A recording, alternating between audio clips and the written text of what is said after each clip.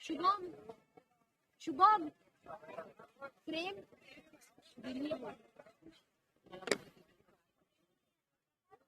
17 विधान परिषदेच्या निवडणुका या संपन्न होत आहे. अधिसूचना जारी झालेली आहे. 1 तारखेला उमेदवारी अर्ज भरण्याची शेवटची मुदत आहे आणि अशा परिस्थितीत या निवडणुकीला महाविकास आघाडी म्हणून आम्ही पुढे जात आहोत, इंडिया अलायन्स म्हणून देखील आम्ही पुढे जात आहोत.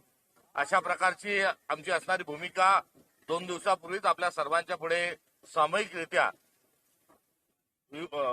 उद्धव बाळासाहेब ठाकरे शिवसेनेच्या वतीनं, एनसीपी शरद पवार गटाच्या वतीनं आणि काँग्रेसच्या वतीनं आपल्याला अशा पद्धतीचा आम्ही माहिती आपल्याला दिली होती. आणि प्राथमिक चर्चा ही 2 दिवसापूर्वी झाल्यानंतर आज अंतिमतः जागा वाटपाच्या अनुषंगानं आमची बैठक संपन्न झाली. या 17 पैकी 15 जागेवर आम्ही एकमताने आमचा उमेदवार जो आहे कोणाला जागा सोडायचा हा संदर्भामध्ये आम्ही निर्णय घेतला आहे. 2 ठिकाणी 2 जागांवर आमची अद्याप चर्चा सुरू आहे. येणाऱ्या 2 दिवसात या 2 जागेच्या संदर्भात देखील निर्णय होईल. नांदेड आणि नाशिक या ठिकाणी तिन्ही पक्षांना या जागेच्या संदर्भात तिन्ही पक्षांनी त्या ठिकाणी दावा केलेला आहे. त्यामुळे या संदर्भात 2 जागा वगळता आम्ही इतर ठिकाणी जागा वाटपाच्या अनुषंगानं आज निर्णय घेतला आहे. त्यामध्ये काँग्रेस ह्या 8 ठिकाणी चंद्रपूर, यवतमाळ, भंडारा, गोंदिया, अमरावती, अहिल्यानगर, सोलापूर, धाराशिव, बीड आणि लातूर आणि पोटनिवडणूक असणाऱ्या नागपूर अशा 8 ठिकाणी काँग्रेस लढत आहे. तर युबीटी शिवसेना जी आहे हे या 4 ठिकाणी लढत असून रत्नागिरी, जळगाव, परभणी, हिंगोली आणि संभाजीनगर या ठिकाणी युबीटी लढत आहे. तर एनसीपी ही पुणे, ठाणे आणि सातारा, सांगली या 3 ठिकाणी राष्ट्रवादी काँग्रेस ही लढत आहे. तर एकंदरीत या निवडणुकीला आम्ही महाविकास आघाडी म्हणून समोर जात आहोत आणि मुद्दा या निवडणुकीचा जो आहे तो भारतीय जनता पक्षाच्या घोडेबाजाराला न जुमानता आम्ही लोकशाही वाचवण्याकरता आणि सुसंस्कृत सभ्यपणा हा टिकून ठेवण्याकरता या निवडणुकीमध्ये आम्ही आमच्या संविधानिक मूल्यांच्यासह आणि महाराष्ट्र धर्माचा जागर करत असताना आम्ही या निवडणुकीतना पुढे जाणार आहोत. या निवडणुकीमध्ये वारे माप पैसा खर्च होणार आहे.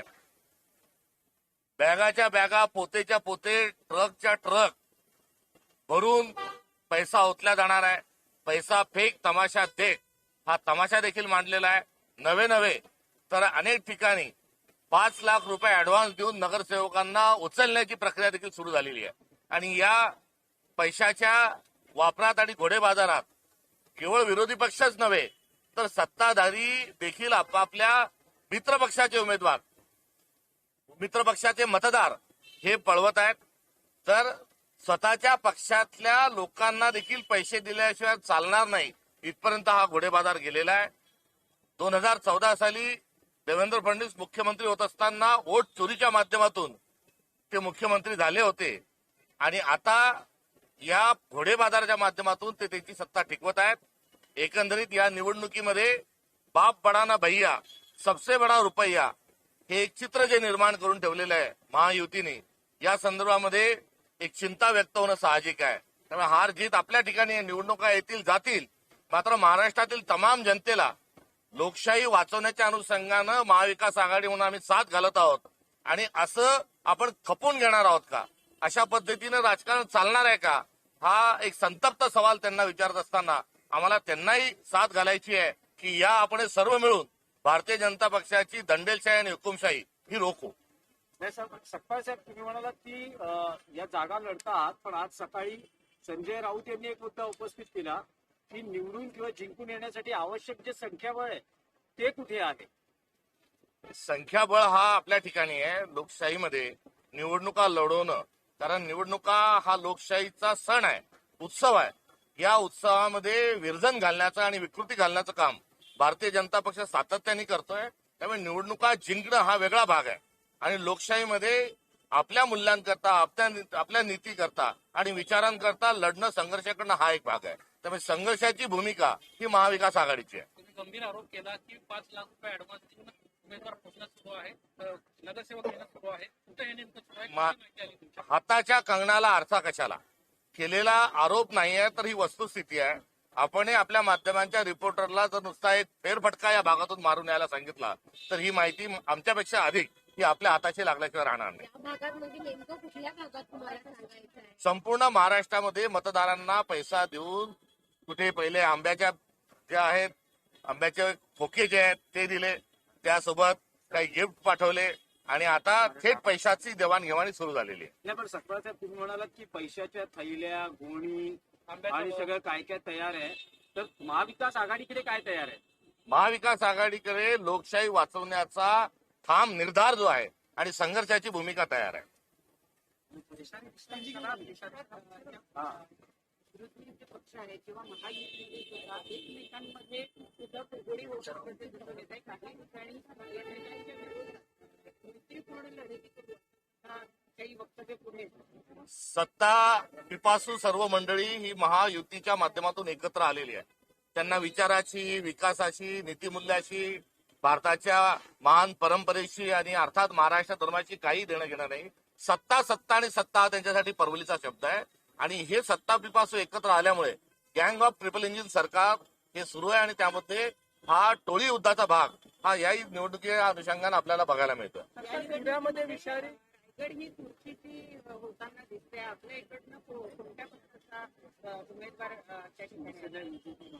जागा वाटपात आम्ही आज युबीटीला दिली, ते त्यांचा निर्णय त्यांच्या पद्धतीने जाहीर करते. थँक्यू. पुण्यामध्ये दारू, विषारी दारू, विषारी दारूमुळे अनेक जणांचा जीव गेला. 16 जणांचा मृत्यू झाला.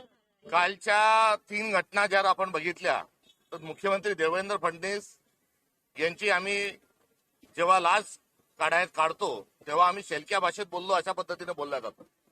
कुठेतरी दरिद्री सारखे शब्द, दरिंदर सारखे शब्द आम्ही वापरतो तर त्याला शिवीगाळ संबोधला जातो. मात्र खरंच सांगा की महाराष्ट्रातल्या काल 3 घटना, एका मृतदेहाची जी एक महिला जळाली होती त्या महिलेच्या ऐवजी दुसऱ्याच महिला जळाली असं सांगून त्या मुलीच्या वडिलांना आणि भावाला अटक करून घेतलं जातं. त्यांना पोलीस कस्टडीत ठेवलं जातं. त्यांना 3rd डिग्रीची मारहाण होत होते आणि 10 दिवसानंतर तीच मुलगी येऊन सांगते की मी जिवंत आहे, माझा खून झालेला नाही. तो गुन्हाच झालेला नाही, जी व्यक्ती मृत्यूच पावलेली नाही, तिच्या मृत्यूमध्ये तिच्या वडिलांना आणि भावाला आणून पोलीस कोठडीत डांबला जात आहे. हा महाराष्ट्र पोलिसाचा अत्यंत गलथान जो कारभार आहे हा थेट मुख्यमंत्र्यांच्या नाकर्तापणाच्या अनुषंगाने आहे. दुसरी जी घटना आहे, अँब्युलन्स ही मिळाली नाही म्हणून बाळांतीन जी गर्भवती महिला आहे ही हॉस्पिटलमध्ये पोहोचू शकली नाही आणि त्या ठिकाणी एक अत्यंत दुर्दैवी घटना घडली. डिझेल मुबलक आहे असं सांगणाऱ्या मुख्यमंत्र्यांनी या अँब्युलन्सला डिझेल नसल्यामुळे आणि ती महिला वेळीच न पोचल्यामुळे झालेल्या दुर्घटनेच्या अनुषंगाने देखील मुख्यमंत्री देवेंद्र फडणवीसच जबाबदार आहे. तर लॉ अँड ऑर्डरची सगळी ऐशी का तैसी झालेली आहे. महाराष्ट्राच्या अब्रूची लखतरे जी आहे ती वेशीवर टांगलेली आहे आणि ऐशाच्या पोलीस नावाचा विषय कुठेच नसल्यामुळे हा मृत्यू झालेला आहे. तात्काळ स्वरूपात अशा अवैध व्यवसाय आणि विषारी दारू ज्या ठिकाणी आहे त्या ठिकाणच्या पोलिसांना, त्या ठिकाणच्या ठाणेदारांना, तिथल्या एसपींना, डीवायएसपींना तात्काळ निलंबित करावं. चुकीचे आरोपी पकडून आणल्याबद्दल तिथल्या ऍडिशनल एसपीला आणि ठाणेदाराला तात्काळ स्वरूपात निलंबित करावं आणि डिझेल न मिळाल्यामुळे जर मृत्यू होत असेल तर महाराष्ट्राच्या मुख्यमंत्र्यांनी किमान त्यांचं गृहमंत्रीपद तरी सोडावं आणि जनाची नाही तर मनाची असेल तर ही जबाबदारी स्वीकारून, नैतिक जबाबदारी स्वीकारून राजीनामा द्यावा. सर, महाराष्ट्रात महाराजांचं नाव घेऊन राजकारण केलं जातं, मात्र त्याच रायगडमध्ये एक भयावह स्थिती समोर आली. एका महिलेने हा व्हिडिओ जारी केलेला आहे, त्यामध्ये शौचालयाची दुरावस्था ही रायगडवर आहे आणि तिने पुरातत्व खात्याला काही प्रश्न उपस्थित केलेले आहेत. अशा पद्धतीनं म्हणजे बाहेर शौचालयाला बसायचं का असा प्रश्न उपस्थित केला. अशा अनेक ठिकाणी कायदा सुव्यवस्था न राहिल्यामुळे ही एका रायगडची नाही तर संपूर्ण महाराष्ट्राची आणि महाराष्ट्राचं वैभव असणाऱ्या सगळ्या गड किल्ल्यांची अवस्था ही बद से बदतर ही या सरकारने करून ठेवली आहे. थैंक बाकी तो पर बात करना यह उचित रहेगा, जो विधान परिषद के जो चुनाव होने जा रहे हैं उसमें महाविकास आघाड़ी के नाते हम भारतीय जनता पार्टी की जो बुलडोजर नीति है उसके खिलाफ में संघर्ष करने के लिए हम तैनात हैं, तैयार हैं। आज जो 17 चुनाव है, 17 जगह जो चुनाव है, उस 17 जगह के चुनाव में से 2 छोड़कर हम 15 जगहों में हमारी आम सहमति बनी हुई है और इस आम सहमति के साथ हम ये चुनाव लड़ने जा रहे हैं। भंडारा गोंदिया, नागपुर, चंद्रपुर, वर्धा, गढ़चिरौली, अमरावती, उस्मानाबाद, धाराशिव, बीड़, नांदेड़ और सोलापुर, उसके साथ साथ ये 3 के साथ साथ अहिल्यानगर, ये 8 जगहों पर कांग्रेस लड़ रही है। 3 जगह पर एनसीपी जो है वो लड़ने जा रही है। पुणे, ठाणे और सातारा सांगली यहाँ पर एनसीपी लड़ रही है। और जो यूबीटी जो है, शिवसेना जो है, वो संभाजीनगर, हिंगोली, परभणी, जलगांव और रायगढ़ यहाँ पर यूबीटी लड़ने जा रही है। तो ये और नांदेड़ और नासिक को लेकर हमारी सहमति नहीं बनी है। तीनों पार्टी ने अपना अपना क्लेम फिलहाल रखा हुआ है। सर, आपकी आम सहमति बन गई है, लेकिन क्या संख्या बल आपके पास है? अगर संख्या बल नहीं है तो ये संख्या बल की अपनी जगह है, मगर राजनीति में चुनाव लड़ना ये धर्म होता है और उस कर्म को पूरा करने के लिए हम गणतांत्रिक मूल्यों के संवर्धन के लिए, संविधान के संरक्षण के लिए और लोकशाही गणतंत्र बचाने के लिए चुनाव लड़ रहे हैं। पुणे में जिस तरीके से जहरीली शराब के चलते सबका सर पण सर, तुम्हाला 4 जागा ना, 4 मला 4 सुटल्यात आणि अजून 2ची चर्चा सुरू आहे. 4 जागा. चला आम्ही 2 मागतोय अजून. नगरसेवक आज एक महत्वपूर्ण बैठक महाविकास आघाडीची पार पडलेली आहे. तुमच्याकडे असं म्हटलं जातं की मतं नाही आहेत आणि तरी तुम्ही निवडणुकीला उभं राहताय. उभाटाला किती जागा सुटलेल्या आहेत? पण निवडणुकीत जिंकणं आणि हारणं हा स्वतंत्र मुद्दा असतो, पण लोकशाहीमध्ये निवडणूक लढली पाहिजे आणि जिंकण्यासाठी लढली पाहिजे. हा प्रयत्न निश्चित आम्ही करू. शिवसेना उद्धव बाळासाहेब ठाकरे पक्षाच्या वतीनं आत्ताच्या घडीला तरी 4 जागा अतिशय क्लिअर आहेत. 2 जागेचा विषय पेंडिंग आहे, नाशिक आणि नांदेड. त्याचाही आमचा आज उद्या आमच्या वरिष्ठांशी चर्चा होऊन निर्णय होईल. पण तो आत्ताच्या घडीला 8 काँग्रेस, 4 शिवसेना आणि 3 एनसीपी शरद पवार साहेबांचा पक्ष असं ठरलेलं आहे. 2 जागांचा निर्णय आज किंवा उद्या होईल. रायगडच्या जागेला घेऊन खूप चर्चांना वेगवेगळं उठाण आलेलं आहे आणि रायगडमध्येच पक्षांतर्गत महायुतीमध्ये सुद्धा पुढापुढी होऊ शकते. अशा वेळेला तुम्ही दिलेला उमेदवार अत्यंत महत्वाचा असणार आहे. कशा पद्धतीने या ठिकाणची रणनीती असेल? महायुतीमध्ये एकमेकांच्या विषयी पूर्णपणे अविश्वासाचं वातावरण आहे. नुकत्याच ज्या महानगरपालिका, जिल्हा परिषद निवडणुका झाल्या, या ठिकाणी कुठेही महायुती एकत्रित लढली नाही, फक्त मुंबई महानगरपालिका वगळता. आणि त्यांच्यामुळे भले जागा एकत्रित लढणार असेल तरी मतभेद आणि मनभेद मोठ्या प्रमाणावर आहे. आणि मला वाटतं त्याचा फायदा आणि आमची जी काही मतं आहे त्याचा फायदा घेऊन आम्ही निश्चित या निवडणुकीत एक चांगल्या पद्धतीचं चित्र समोर आणू शकू असा तरी आम्हाला आत्मविश्वास आहे. कारण पुण्यामध्ये एक प्रकार घडलेला आहे, विषबाधा झालेली आहे. विषारी दारू प्यायल्यामुळे काही जणांचा मृत्यू झाला तर काही जण रुग्णालयामध्ये दाखल आहेत. पुण्याचा हा सगळा गलथान कारभार आहे असं आपल्याला. खरं तर अशा पद्धतीनं विषारी दारू विक्री होते म्हणजे ते अनधिकृत, याचा अर्थ पोलिसांच्या आशीर्वादाशिवाय हे होऊ शकत नाही 100%.